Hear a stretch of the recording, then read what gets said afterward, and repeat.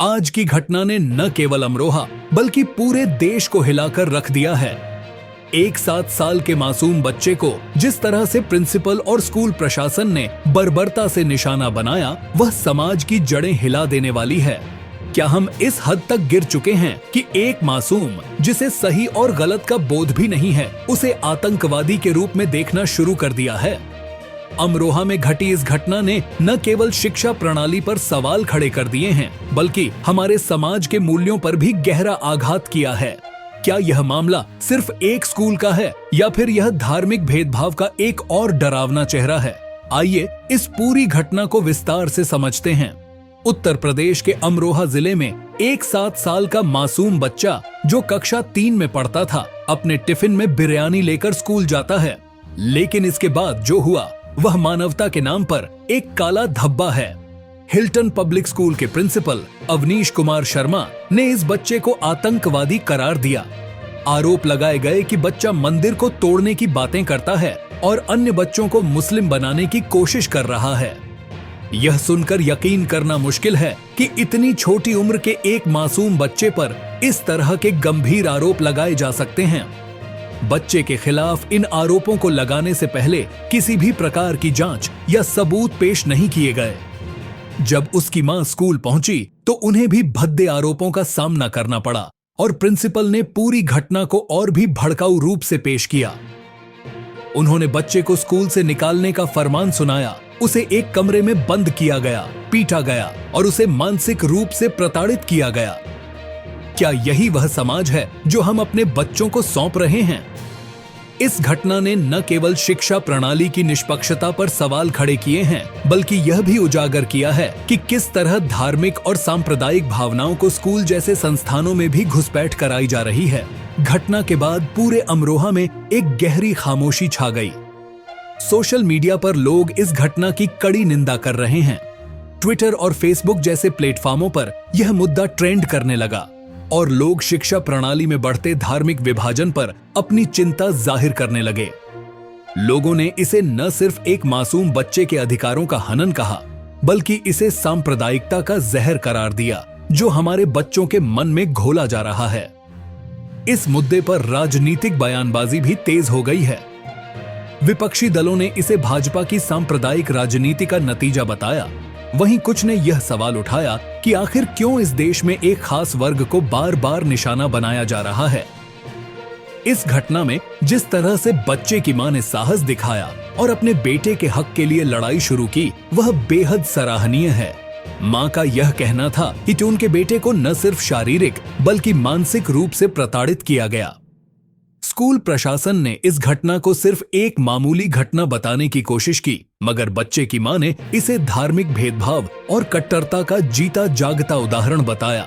मां का कहना था, मेरा बेटा महज 7 साल का है, उसे क्या पता धर्म या राजनीति क्या होती है। यह उन लोगों की गंदी सोच है जो बच्चों के मासूम मन को भी जहर से भर रहे हैं। यह घटना उस बड़े मसले का हिस्सा है जहां शिक्षा जैसी पवित्र व्यवस्था में भी धार्मिक भेदभाव और सांप्रदायिकता का प्रवेश हो चुका है। हाल के वर्षों में कई स्कूलों और शैक्षणिक संस्थानों में धार्मिक आधार पर बच्चों के साथ भेदभाव की घटनाएं सामने आई हैं।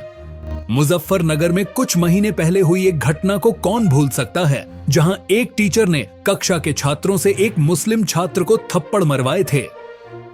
यह घटना भी शिक्षा प्रणाली में धार्मिक भेदभाव का एक जीता जागता उदाहरण है। सुप्रीम कोर्ट को उस मामले में दखल देना पड़ा था, लेकिन क्या यह हमारे समाज की गहराई में बैठ चुकी सांप्रदायिकता का अंत था? यह घटना केवल एक स्कूल की घटना नहीं है, बल्कि यह पूरे समाज के ताने बाने को बिखेरने वाली है। धार्मिक आधार पर बच्चों को अलग करना और उन्हें आतंकवादी जैसे गंभीर आरोपों से नवाजना समाज के उस हिस्से को उजागर करता है जो हर किसी को धर्म के चश्मे से देखता है। विशेषज्ञों का मानना है कि इस तरह की घटनाओं से समाज में विभाजन और बढ़ता जाएगा। सामाजिक न्याय के जानकारों का कहना है कि जब बच्चों के मन में इस तरह के भेदभाव और नफरत की बीज डाली जाती है, तो आगे चलकर यह पूरे समाज को नकारात्मक दिशा में धकेल देती है। इस घटना के बाद बीएसए बेसिक शिक्षा अधिकारी ने इस मामले की जांच के लिए 3 सदस्यीय समिति का गठन किया है।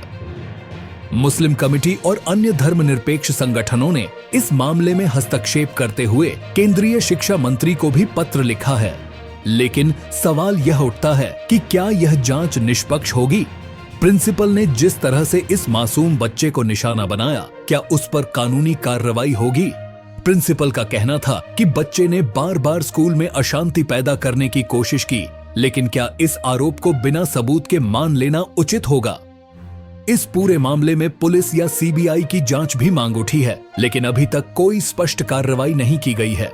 विशेषज्ञों के अनुसार इस तरह की घटनाओं का बच्चों पर दीर्घकालिक असर होता है। जिस उम्र में बच्चे अपने जीवन की शुरुआत करते हैं, उस समय अगर उनके साथ ऐसा बर्ताव किया जाता है तो उनकी मानसिक स्थिति पर गहरा असर पड़ता है। 7 साल का एक मासूम बच्चा जिसने धर्म और राजनीति का मतलब भी नहीं समझा, उसके मन में अब खौफ और संदेह का बीज बो दिया गया है। मनोचिकित्सक मानते हैं कि इस तरह की घटनाएं बच्चों के मानसिक विकास को प्रभावित करती हैं। भविष्य में यह बच्चा सामान्य जीवन जी पाएगा या नहीं, यह कहना मुश्किल है। इस तरह की घटनाएं बच्चों में अवसाद, घबराहट और सामाजिक बहिष्कार जैसी समस्याएं पैदा कर सकती हैं। इस घटना ने हम सभी के सामने कई सवाल खड़े किए हैं। क्या हम एक ऐसे समाज का हिस्सा बन गए हैं जहां मासूम बच्चों को धार्मिक आधार पर जज किया जाएगा? क्या आपको लगता है कि इस बच्चे को न्याय मिलना चाहिए? क्या आपको लगता है कि हमारी शिक्षा प्रणाली को सुधारने की जरूरत है? दोस्तों, अगर आपको लगता है कि यह मुद्दा महत्वपूर्ण है तो इस वीडियो को लाइक करें, हमारे चैनल को सब्सक्राइब करें और इस पर अपनी राय कमेंट्स में जरूर दें। इस घटना पर आपकी क्या राय है? क्या यह धार्मिक भेदभाव है या सिर्फ एक व्यक्तिगत घटना? हमें आपके विचारों का इंतजार है। इस वीडियो को ज्यादा से ज्यादा लोगों तक पहुंचाने में हमारा साथ दें ताकि इस तरह की घटनाएं दोबारा न हो और मासूम बच्चों को न्याय मिल सके। अमरोहा की यह घटना आज भी हमें बहुत से सवालों के जवाब नहीं दे पाई है। क्या इस 7 साल के मासूम बच्चे को न्याय मिलेगा? क्या प्रिंसिपल पर कार्रवाई होगी? क्या समाज इस घटना से कोई सबक लेगा या फिर यह एक और ऐसी घटना बनकर रह जाएगी जिसे समय के साथ भुला दिया जाएगा? हमारा देश विविधताओं से भरा हुआ है, जहां सभी धर्मों के लोग साथ रहते हैं। लेकिन जब इस तरह की घटनाएं सामने आती हैं, तो यह हमें सोचने पर मजबूर करती हैं कि क्या हम सही दिशा में जा रहे हैं। हमें यह सोचना होगा कि बच्चों के मन में इस तरह की कट्टरता और भेदभाव का बीज बोना उनके भविष्य को कितना नुकसान पहुंचा सकता है। हम इस मामले की आगे की जांच पर नजर बनाए रखेंगे और आपको इस बारे में अपडेट देते रहेंगे। जब तक इस मासूम बच्चे को न्याय नहीं मिल जाता, तब तक हम चुप नहीं बैठेंगे। यह समय है कि हम सब मिलकर इस तरह की घटनाओं के खिलाफ आवाज उठाएं और सुनिश्चित करें कि हमारे बच्चे एक सुरक्षित और निष्पक्ष माहौल में शिक्षा प्राप्त कर सकें। अंत में मैं यही कहना चाहूंगा, जागरूक रहिए, न्याय की लड़ाई में शामिल रहिए और समाज को बेहतर बनाने में अपनी भूमिका निभाइए। धन्यवाद।